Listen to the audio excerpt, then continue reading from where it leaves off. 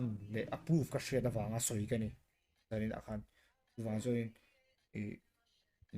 enga tan vak ma mi ngai ro tu te chu trong kam chet thei ang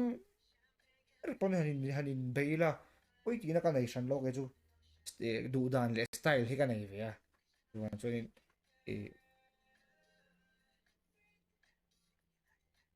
do ta chang te boya le avat chiang to thin ve da ba chu wang join e ti lo sa tu le giveaway ai dona he t-shirt hi kan jana hen giveaway kan ti dona e dry fit ani ka soitong khana puan hey jersey puan ang chi kha ni ya tiran e cotton ani lo wa timang e jersey puan ang chi kha ni e ada thailo ang chi mo adum lo ni ta se ada thailo ang chi te eng kha ni ya e he thil hi 2018 ve kha ni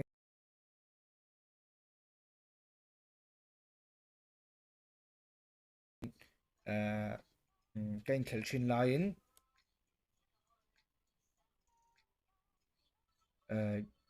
low time out to su khating kha u remove khatiang kha e low din din te e low time out to su le e low delete to su le e ania sumi chu me chetan pon hak thedona me chetan le mi patan pon hak thedona ni tika kan soi le do ni tuna hian kan soenga um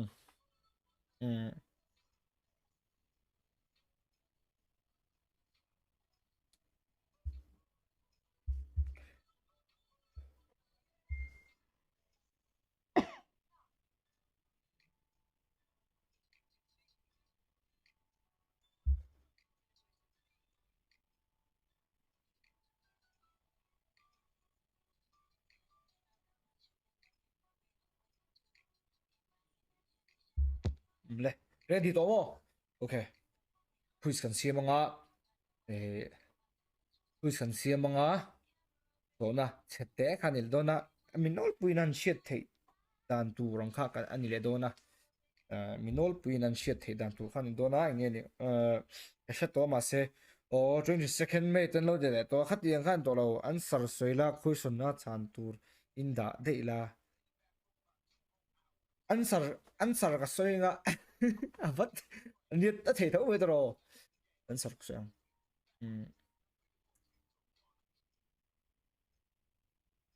at asoy masaber atay masaber khan dona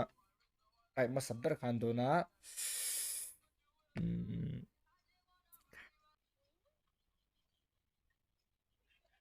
competitive bulkatan na tlen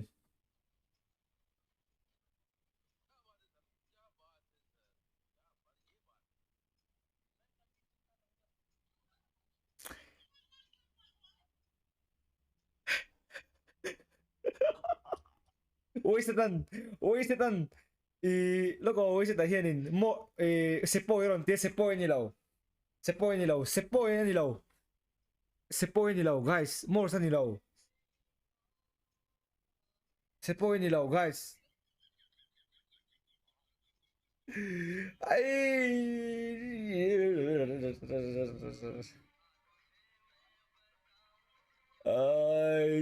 chang dik ka mu cho ni mai chang dik ka mu cho ni mai resport thầy sepoi ni lo sepoi ma chi ka nei sepoi ma chi hian pakhat ka nei pakhat ka nei x7 po ni lo 7e po ni lo exit po ni lo iud ni lo le le le le le le le le le le le le le tuwe dong do tu man in shela wing ka shia eh look skanky hi den ve ha pa hi inte shi ta ngoro he pai a he kan yang fair lo skanky hi ne mizo far saron ti ron chedi mizo far saron enti skanky shi the ya mizo far sa ka khel thil ti am perdi va khel chan ma super lo skanky enti skanky ne shi da fan mok he pai guys a he kan yang a thei lo ka sa heavy pa yo a fair lo kan ri ho sang ri hos hacker enti shi thei adonga man aron rihos aron giveaway le hal don ne chu skanky na donga aron giveaway le hal don vote duron ti pentien anti chaleang